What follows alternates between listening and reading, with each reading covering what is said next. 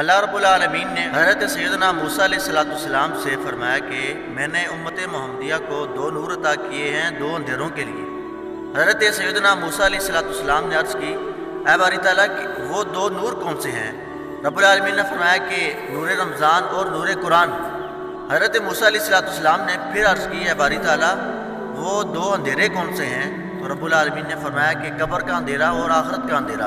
حضرت محتشم ناظرین، دیکھا آپ نے کہ اللہ نے امت محمدیہ پر کس قدر احسان فرمایا کہ 2 نور عطا کیے 2 اندھیروں کے لیے۔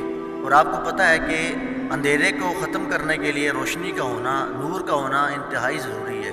تو یہ جو ہم پر کرم ہوا ہے، یہ جو ہم پر فضل ہوا ہے امت محمدیہ پر، یہ فقط حضور علیہ السلام کی وجہ سے ہوا ہے، آقا علیہ السلام کے نالین کی وجہ سے ہوا ہے۔ یہ سب حضور پاک علیہ السلام کا صدقہ ہے۔ اور یہ رمضان کی حقیقی برکتیں، حقیقی رحمتیں اور قرآن کی برکتیں یہ اسی بندے کو حاصل ہوتی ہیں کہ جس کے دل میں مصطفیٰ کریم علیہ السلام کا پیار ہوتا ہے، آقا علیہ السلام کی محبت ہوتی ہے، اور وہ نبی کریم علیہ السلام کے نقش قدم پر چلتا ہے۔ صحیح حدیث ہے، آقا علیہ السلام نے ارشاد فرمایا لا یؤمن احدکم حتی اکون احب الیہ من والدہ وولدہ والناس اجمعین، او کما قال علیہ السلام۔ نبی علیہ السلام نے ارشاد فرمایا کہ تم میں سے کوئی شخص اس وقت تک کامل ایمان والا نہیں ہو سکتا کہ جب تک کہ میں اس کو اپنی جان سے، ہر چیز سے بڑھ کر عزیز نہ ہو جاؤں۔